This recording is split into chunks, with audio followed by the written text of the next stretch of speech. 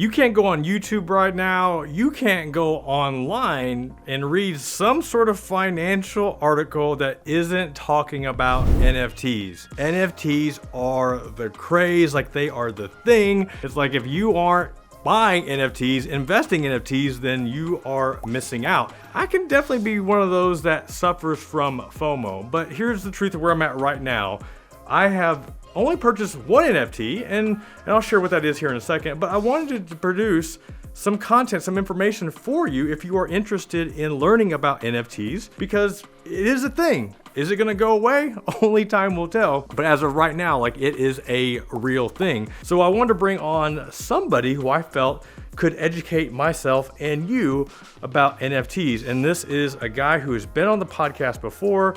He's very versed in the online space. And then I discovered he also started a brand new site that is everything digital currency. And he has a lot of content on NFTs. So I'm bringing him on. He's going to answer all my questions, which are probably a lot of your questions regarding NFTs, anything that you need to know or want to know, or maybe some stuff that you didn't even know that you needed to know. And we're going to address all those questions and a whole lot more right now.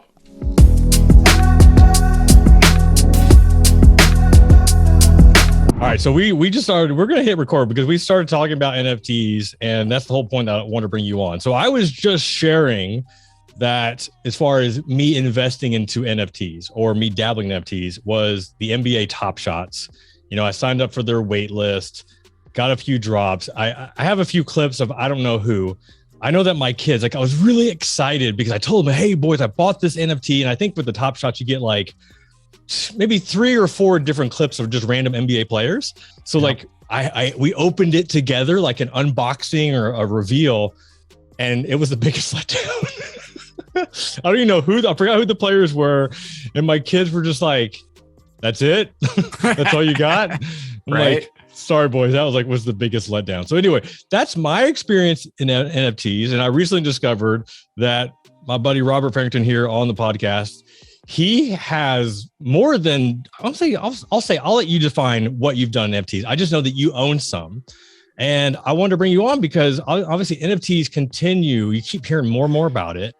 And I have to safely assume that 97% of the population still have no idea what an NFT is, but the ones that do are potentially making a lot of money and are ahead of the curve. So I just kind of want to bring you on because you are a personal finance guru / geek like myself, and you've taken that love of personal finance into the crypto space. And now you've bought some NFTs. So I just kind of wanted to like bring you on as somebody that went from being curious to actually owning some and what that process looked like. But I guess first things first, like, how would you define an NFT if a relative were asking you at a family barbecue what an NFT is? Oh man, it's so hard because like you said, like I think NFTs get this weird rap as just being a JPEG or just being a digital image. And the hard part is that they are that, but they are also so much more, right? So the whole premise of an NFT is that it is a digital representation of a smart contract. And when I say that is that it can be anything. NFT can literally be anything, from a collectible like your NBA Top Shots to a JPEG that's a piece of digital art to a couple NFTs that I own that are passes to communities. Like they don't even have artwork. They literally have like a badge.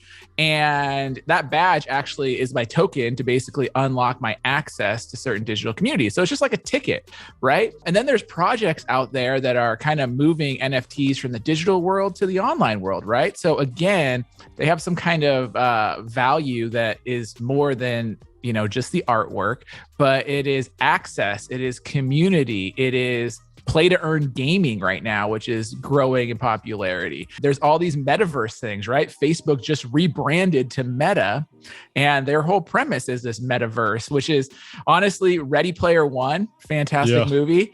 Everyone that is curious about NFTs needs to watch Ready Player One, and then you might be like, oh, gotcha. Okay.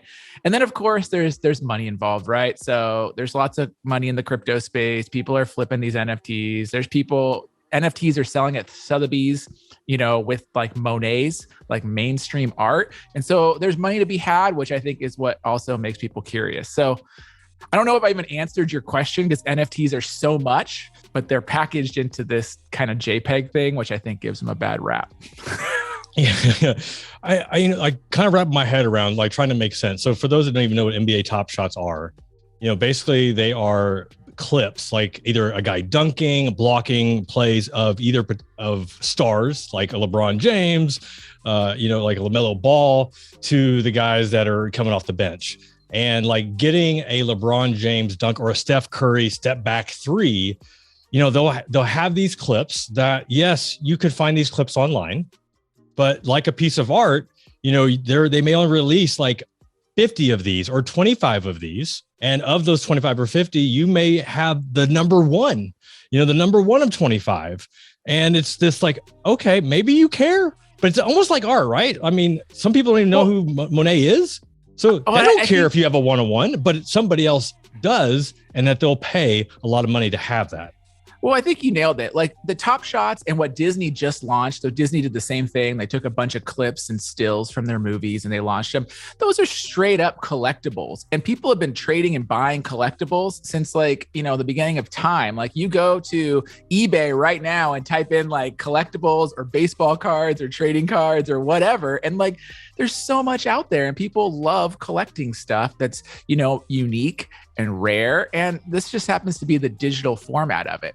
And I think that's interesting because that's one aspect of what NFTs can do, because one thing that NFTs are very good at is ownership and provenance, right? So you can track who might have owned this. You can track that it's valid. You can track that you have that original one. It's not going to be a knockoff, right? Like you sometimes see this in the baseball card or basketball card space, right? People like try to shave their cards and make them perfect. And like, they might doctor them up and try to sell them as something that they're not, where because this is on the blockchain and it's a digital contract, you can know it's valid, you can know it's authentic, you can know who owns it, you can have that solid proof of all the history. I think is one cool aspect of it. But I do think that that's really not going to be the big thing that we're going to see NFTs go into in the future. I think it's cool. I think it adds value, just like collectibles. Like they exist, they're cool, people like them. But that's not going to be the game changer that NFTs and this is going to be going forward.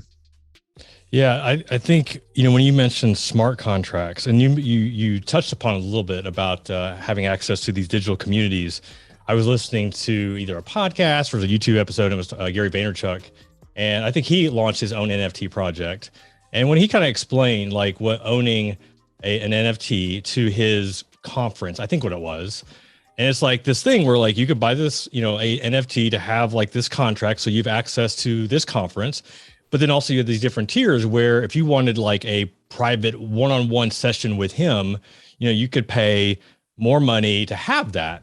And he's like, that's cool. He's like, honestly, like that would be really awesome. And whoever buys this, pays the extra, however much money that is, like that's going to be awesome for the first year or two. But eventually, like, you're going to get tired of me. Like, you're not going to be excited to have that one-on-one with Gary Vee again, like, oh, I can hear Gary Vee cuss about this and rant about this. But he's like, with this smart contract is now you can take that conference ticket that has access to this one-on-one with me, and you can sell that or transfer that to somebody else who then would have interest. So it's just a way for this contract to continue to live that you can pass on to other people. And I know that's just in the realm of conferences and I know there's other realms where that makes a lot of sense. But like when he explained that to me, I was like, oh, wow. Okay. Like I can see, like I'm starting to see it more than a picture of a cat or a monkey or whatever, crypto, whatever those are that people see. Well, and I think you nailed it. I think what the cool thing with NFTs is it provides a longer term value proposition for things. And things can be broad. It can be art. It can be a conference. It can be an event. It can be all these things. So Gary Vee's thing is it's a 3-year conference ticket. So he launched like 10,000 NFTs. And like you said, 9,000 of them were literally just the conference ticket, but it's the conference ticket for 3 years. So the premise is if the conference is amazing in year one, you can decide, well, do I want to go back for year two, or do I want to sell it to somebody else? Because he's not going to give any more conference tickets, like 10,000, that was it, it's done. So there's a rarity factor, but there's also the potential value factor, right? So let's just say Gary Vee knocks it out of the park in year one, all this social media buzz, people are like, dang, I wish I had a ticket. Well, the value of that ticket might go up a lot, right? But on the flip side, let's just say it sucks, right? Let's just say it's terrible, right? The value of it might go down. And so there's a risk reward ratio that you're buying into it as NFT, but the creators of it actually now have a vested incentive to continue to add value to their projects. Because here's why. The NFT smart contract pays royalties back every time it sells in the aftermarket.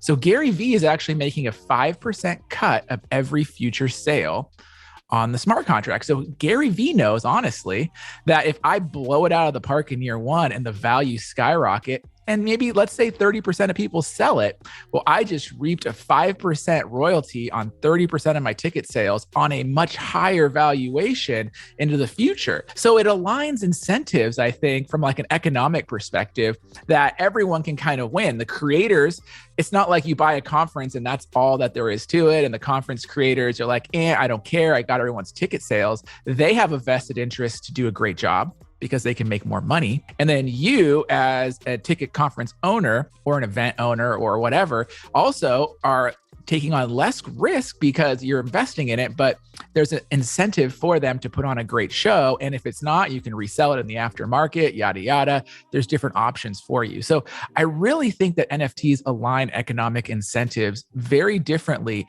than we've seen with past instruments. And I can see this apply to, let's just say season tickets for a sports team, right? I think Mark Cuban was looking at NFTing like sports tickets for the Mavericks, right? Like there's value in reselling your seats, but now let's just say you own season tickets. Well, if you sold those to your buddy, the Mavericks don't get a cut, but they do if there's a smart contract, right? Because they can build that in. But then there's also value. If you're, increasing the benefit of getting a ticket or doing different things, like there might be more value to it. And then you also get the reward from that as well. That's fascinating. So just as you start going down kind of like I won't say the rabbit hole, but like just the possibilities with NFTs and blockchain. And this is just a small fraction of like what's going on in crypto in general. Like I know a lot on the show, I talk about just my investing into Bitcoin, Ethereum, some of that experience. And, now I'm interested in NFTs. And for me, like right now where I'll say I'm stuck is when I wanted to buy Bitcoin for the first time. The question was, okay, I've got all these different brokerage accounts and, I've had my brick and mortar brokerage accounts. I've got my online brokerage accounts. I can't get Bitcoin at any of those, or I couldn't get Bitcoin at any of those. So it's like, crap, now where do I go? And, like there's so many different choices between the Coinbases and the BlockFis and the Geminis. And, so finally that led me to Coinbase, and then like, okay, open the account. Then I got to get money there and just that whole process, right? Yeah. I think for many people, that's where they get stuck. And that's kind of where I'm stuck right now with NFTs. It's like, okay, I'm interested, but I know that if I want to pull the trigger, I've got to do a little bit more research, spend a little bit more time in deciding where that first NFT purchase is going to be that is not a random NBA clip of a non-all-star. So in your case, you're interested in NFTs, you're kind of where I am right now, but then you crossed over. So in your research, what led you to where you decided to buy or invest in your first NFTs? Kind of like walk somebody like a beginner and what that process looked for you. Yeah, because it is a process, and I think you nailed it. And so I think we just take a step back though and just talk about crypto before we even get to NFTs. And where do you own your crypto? Because that's going to decide on how you're going to invest in an NFT, right? Because the whole premise of crypto is that it's decentralized, you have your ownership, but if you still have your crypto on the BlockFis, the Geminis, the Coinbases of the world, you actually don't own your crypto. Right? Your crypto is being held by a custodian, just like your stocks are being held at Fidelity, right? So like if you own stocks, right, it's at your brokerage has it, like you're counting on them to hold those stock certificates for you. If you want to trade, they're doing it on your behalf. you don't actually have any ownership of it. You do because it's in your name, but like you don't have physical ownership of it, right? The same is true when it comes to cryptocurrency. So if you keep your crypto at Coinbase, at Gemini, at one of these exchanges, you still don't actually have your tangible ownership of it. They're acting as your custodian. They hold your private keys, and the private keys are what matters, right? This is what gives you real ownership, right? And so at some point in time, you need to either take your crypto into your own thing, get a ledger, get a Trezor wallet, which is a hardware wallet, which I highly recommend that you do. I keep mine over here. I don't know, Jeff, you have a hardware wallet. You got to have your hardware wallet. I know I keep mine on the exchange. No. I like the interest that they're paying me right now, but I don't know. You can earn interest. You can still earn interest with it on a hardware wallet. You can. You can't. I did not know this. See, Robert, this is why you're on the show. Like this is okay. So part one, you have to do it there because you need something that you can transact with, right? And so if you want to buy an NFT, you eventually need to move it to a wallet that you own the keys to. And a lot of people use MetaMask, but I really don't recommend you use MetaMask standalone. You should use MetaMask connected to your hardware wallet because this thing right here is what prevents you from getting hacked, getting your crypto stolen, getting your NFTs stolen. Literally every time you read about someone losing all their money, there's two reasons it happens. One, Coinbase, BlockFi, Gemini lock their accounts. And guess what?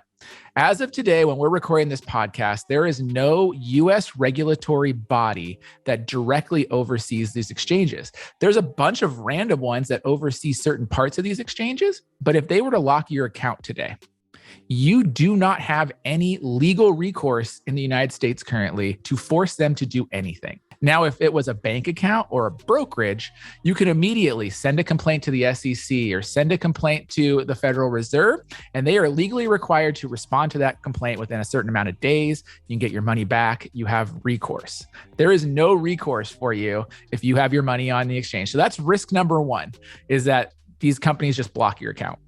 Number two is that you get your password, your SMS, you get hacked, right? Like you get your stuff stolen. And again, it's the world of crypto. So there's no recourse. So having a tool like this prevents it.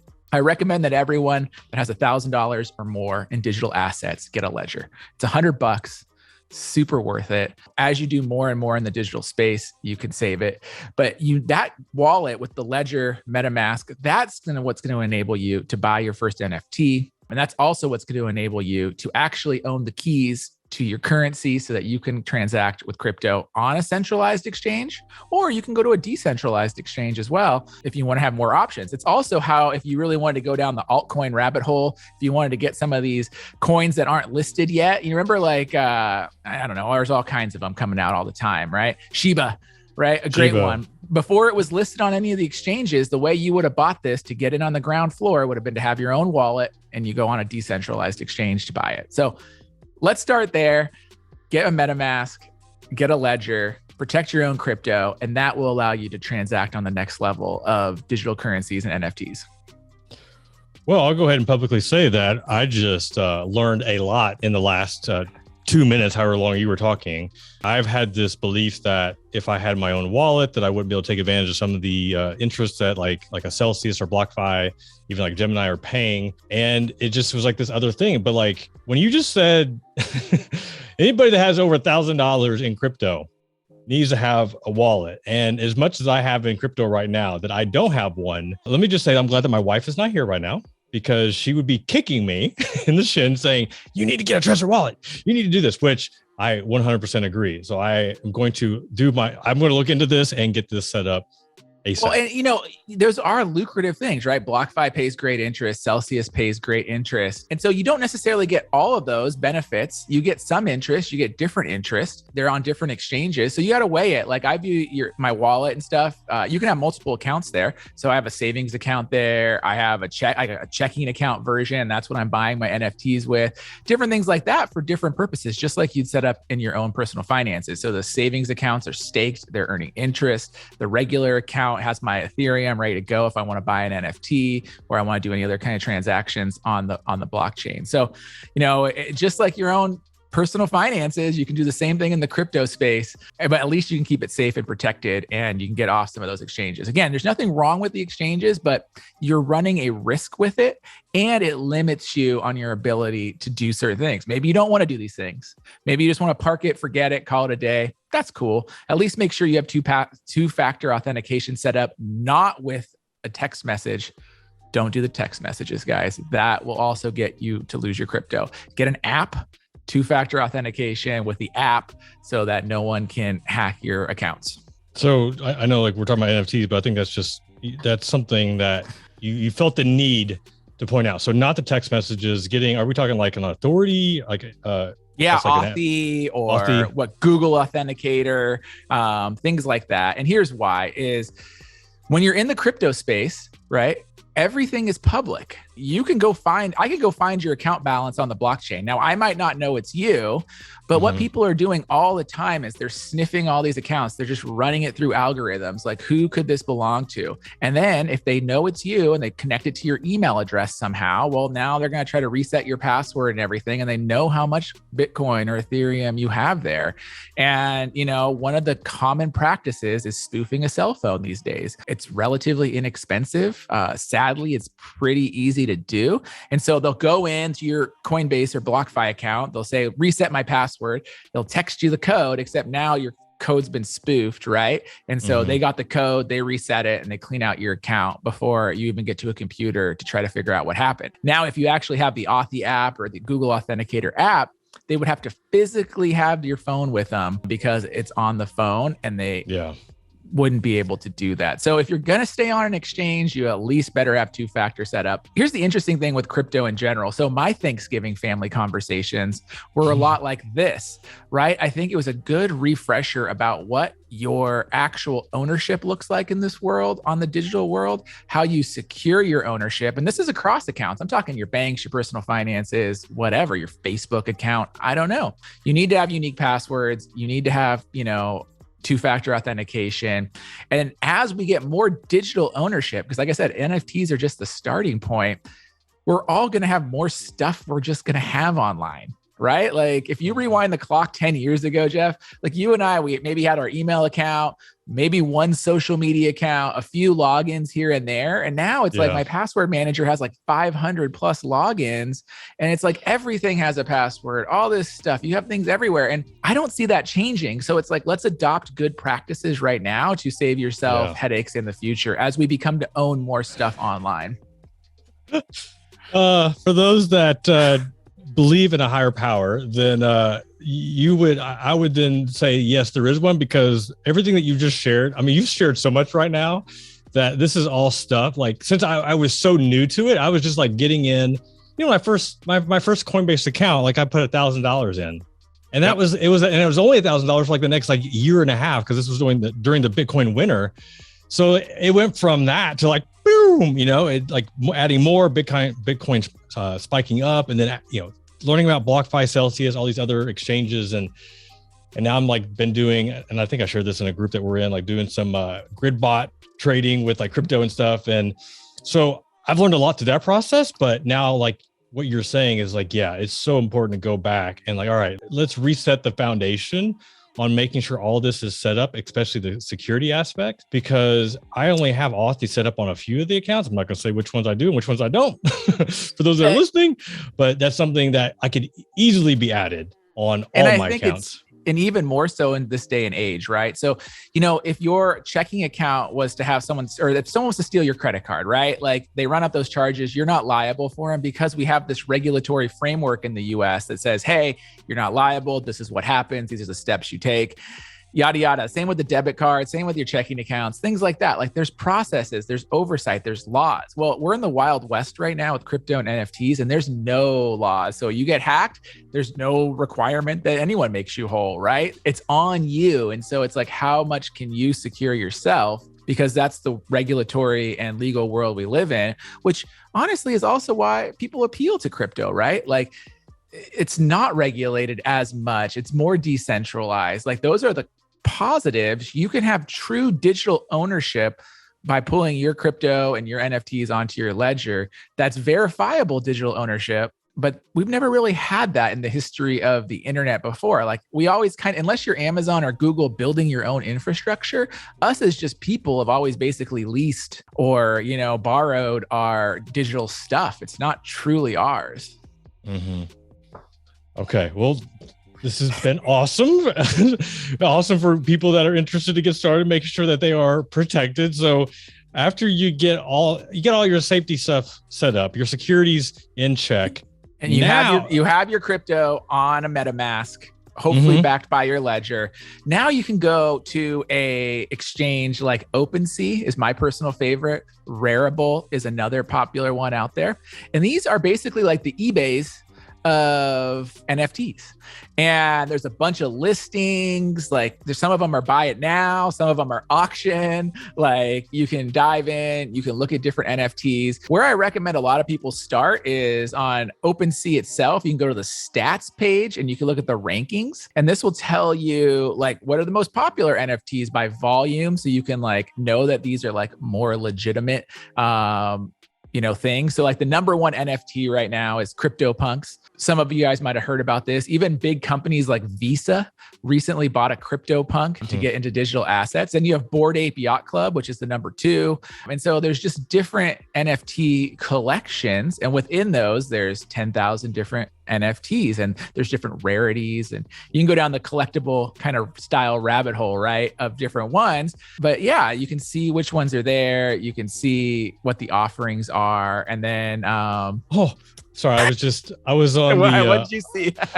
I'm on the, so number 2, which I saw, like they just had a meetup recently. I think the Bored Ape Yacht Club. My gosh, I can't even say that.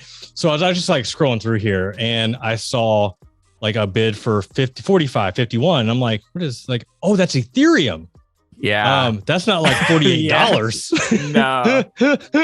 So this one that's minimum bid's 50 Ethereum. So reserve price not met. Minimum bid $218,990. And for those that are listening to this, so basically Bored Ape Yacht Club are digital representations of monkeys. And this one here is a pink devil wearing, I don't even know, some like futuristic visors wearing and a red flannel plaid shirt.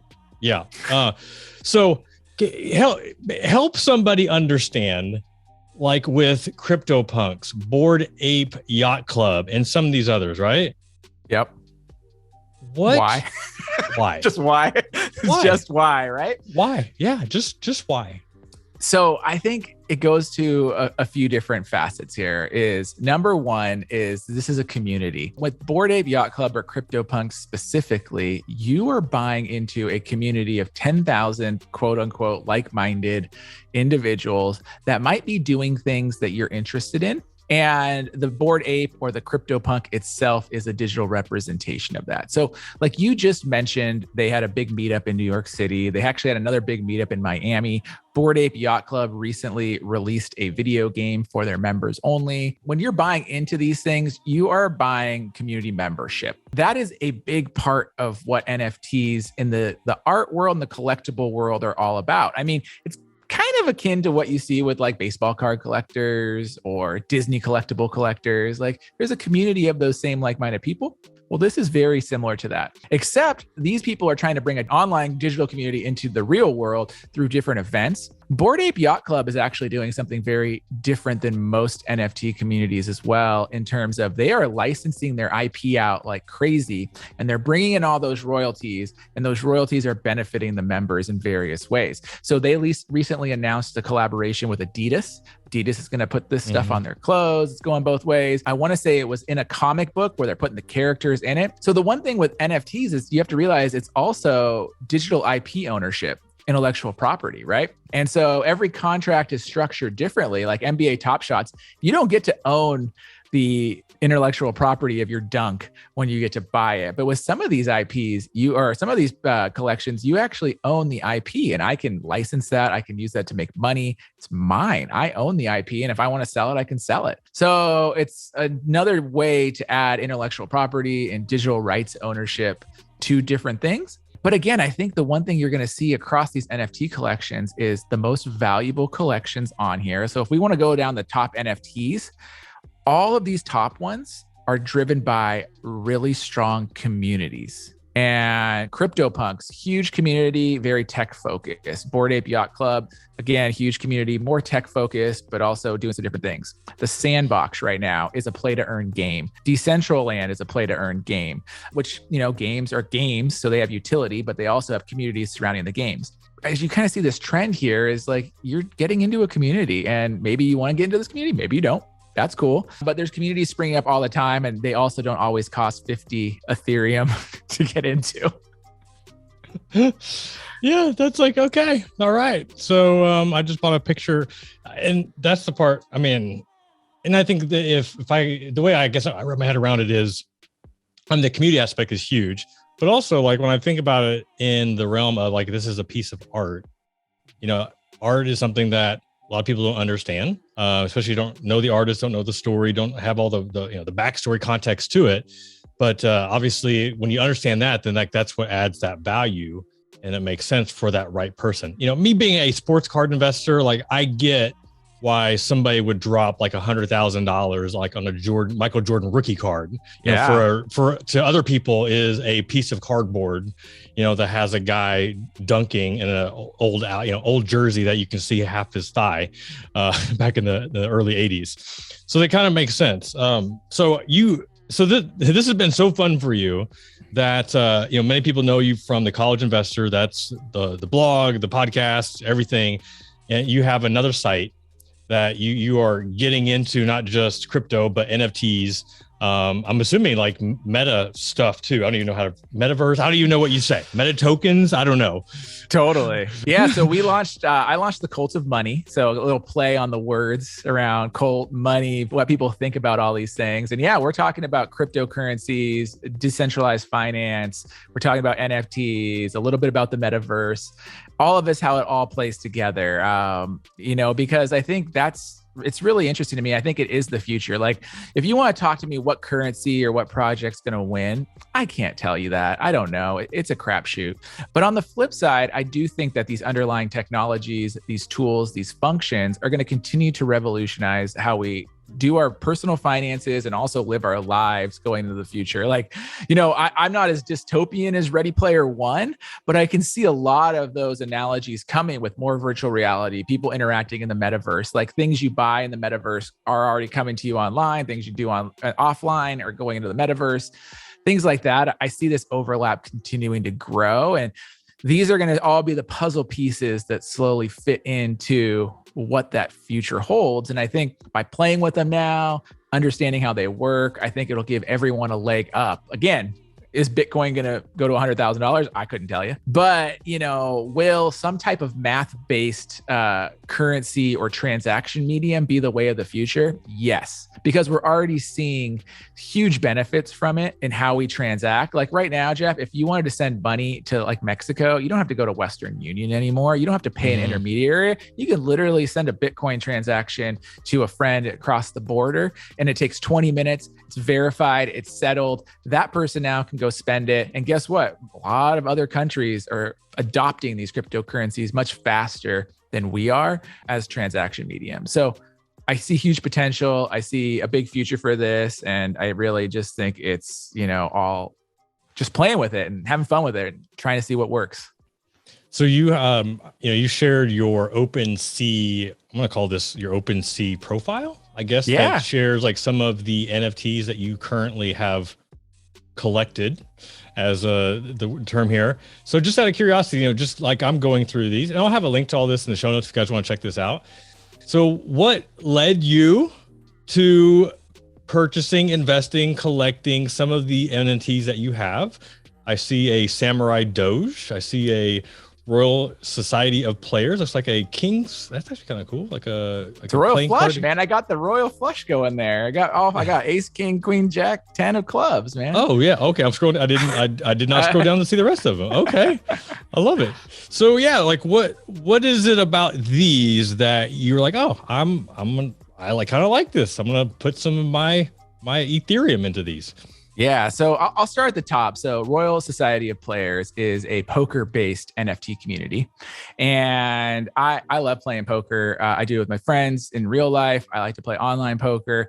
And so this is a community that's kind of built around that space. They created 10,000 cards, right? And, you can buy different hands, which give you different levels of access. So I put together a royal flush of, clubs, and there's different rarities of the cards. I don't have anything that's incredibly rare, but there's stamped cards, there's skull cards, there's different ones. There's also chips that go with this. So every now and then I get rewarded with chips, and I'm able to sell those chips and potentially make a profit, right? And so I've done that a couple times. So it's paid me back a little bit from what I've spent on it. But this actually gives me access to real life poker too. So I'm planning my conference calendars for next year. And actually at one of the events I'm looking at, the Royal Society of Players is hosting a meetup and a tournament and, get together in real life. And same as Bored Ape Yacht Club and different things. They were in NFT New York. They had a meetup in Miami. They're at these events so you can connect and network with like-minded people as well. So that's cool. One of them. Samurai Doge is a play to earn game that's coming out. That could be totally crap worthless, or it could be worth something. I don't know. So the next level besides OpenSea is how do you get on the ground floor of NFTs? And that's when you go mint them. And so this is when you actually buy the very first one. And that's what I did. I bought a little collection of them and they were super cheap because they were at the very ground floor. And so either this company is going to come out and actually launch their game and these might be worth something, or they're not. And I just threw away some money right there. So that's what those are. But play to earn gaming is huge. I actually do have Axies from Axie Infinity as well. My son and I actually play that together sometimes. It's fun. It's kind of like a hybrid card game and battle game, almost like a digital Magic the Gathering type thing, if you're nerdy and know what that means. So my son and I will play that, and it's a play to earn game where you have to pay Ethereum, you buy your Axies, you can earn crypto rewards, things like that. Another one here that I have is I have this spend the money. This is one of my favorite ones too. So especially if you're listening to this show and you enjoy personal finance, you guys might be familiar with Carl Richards. He runs Behavior Gap, right? So he writes for the New York Times. He draws these doodles. He published a book. He's really about this intersection of finance and behavioral psychology. And he launched his first NFT. And so NFT at the end of the day is artwork, and it's digital ownership of that artwork. So I bought the third of 9 that he made, and he gave me the original copy. And just because it's an NFT, I'm allowed to use this, resell it. I could put it in my own book if I wanted to at some point in time. I could commercialize it. I don't know if I have any plans to, but I actually really love Carl Richards. I love what he does. I've followed him for a long time. So if you support the artist and the art, you can own your NFT that way. It's cool thing. I actually have I don't have that Carl Richard. I don't have any NFTs obviously, but I have the print. I think one of his original prints that he signed. Also been a big fan of him for years. So I saw that. I'm like, wait, is that Carl Richards NFT, or did somebody totally steal his idea and made it to an NFT? I feel good to know that is a Carl Richards NFT. It's a real. He's getting into the space too. He wanted to try it out, and so I thought it was cool. I also think it's cool that with his NFT collection, he passes the IP on to whoever buys it. So I literally could use that and commercialize it if I wanted to, which is different than an NBA Top Shots. The NBA ain't gonna let you try to make money off that. Right. I'm curious though. This is more for my curiosity, but on the Carl Richard NFT. Other than if I didn't know that was Carl Richards, just because I recognize the print, I don't see anywhere where you even know it's him or the Behavior Gap or anything. Am I missing that? No, it looks like he doesn't have anything on there that's digitized. I wonder if you can track this back though. I bet you can to the landing page and see what it was. Okay. But yeah, I mean, it's all verifiable and on the blockchain. But yeah, usually, you can sign it. I was thinking more for him as a branding thing. It's I feel like I'd want my name or my brand somehow associated with this, just so. Probably. We need to tell him he needs to sign it and make it a little bigger. Yeah. But Yeah. Well, this is awesome, man. This has been helpful just to see, hear your experience. Obviously, the whole security aspect was an added bonus for myself, selfishly, and others that are interested. But I think it starts there too, because again, I've seen too many people lose their crypto. I've seen a lot of people lose their NFTs. Again, you could, like you said, you found my address. It's cultofmoney.eth. Anyone in the world can see what I own, which on the flip side is a little bit of a drawback of cryptocurrency and NFTs in general. But that's why I think it's important that you have different accounts. You have your checking account, you have your savings account, you keep keep some of those accounts more private. But yes, people can find out the value of what's in your accounts, things like that. So you got to keep it secure. This is all good, man. So my whole goal to bring you on was just to shed some light for anybody that is brand new to NFTs that probably don't even know what NFT stands for, which I don't think we ever even said, but that's okay. We'll let them do their own research on that. Is there anything else you would like to share for somebody that is totally brand new to this, that they've heard about NFTs, they're interested, they're curious, before they actually make their first purchase? Any closing thoughts on that? Yeah, so I like to call them crypto curious. So I consider myself crypto curious. If you're crypto curious, I think the best way to do it is you actually just need to go buy something inexpensive to start, 0.05 ETH. Remember, everything's transacted in ETH. You could also buy it on Solana. So there's different blockchains. Ethereum's the most common. Solana's growing in popularity, but you just have to do it. I don't think there's an easy way around it. I'd start on an exchange like OpenSea or Rarible, connect your wallet, make the purchase, wait in limbo for the 3 to 5 minutes while it processes, because that's always scary. I don't know if you've ever sent Bitcoin to anything yet. And Bitcoin takes like 25 minutes to settle and you're like, oh crap, did it go through? And you're like worried the whole time. So you need to experience that feeling of limbo. Know that things are going through. And then, you can start looking at projects. I would say the one challenge with a lot of NFT stuff in general is that a lot of the NFT communities use Discord. I never used Discord until this year. And I don't know if you use Discord, but Discord is the social media platform that is most prevalent in the crypto and NFT space. And so if you want to learn and join these quote unquote communities that we've been talking about, they're mostly on Discord. You use your NFT to verify, you connect it up in Discord, it verifies that you actually own it with your username. And then that will unlock a Discord community for you. All these private, chats and stuff will open up and you'll see that in Discord. You have to try a few different things out. You got to do it once. I said, get a part of the community, get Discord going, see what's going on. Then you'll really start opening your eyes to what I'm talking about when I say community online. I mean, we buy community stuff all the time. I think a lot of people maybe we don't use the word community, but have you ever bought a membership? Have you ever joined Costco? Have you, have you ever joined a mastermind that you paid for? Have you ever paid for a course that got you access into like a private Facebook group or things like that? Well, NFTs are basically like the 2021 version of that, except now we're using it on Discord and your NFT is the access to get you logged in. So good, man. I really appreciate you coming on, sharing your experience and a lot of your expertise on this. And we'll have links to the site Cult of Money. Then I think you even had you have like a blog post. It's like, what is an NFT and what should investors know? So we'll link up to that article specifically so people can find that. And man, this has been good, man. I really appreciate everything that you've shared today. Awesome, dude. This has been fun. I love talking about this stuff. So it's great.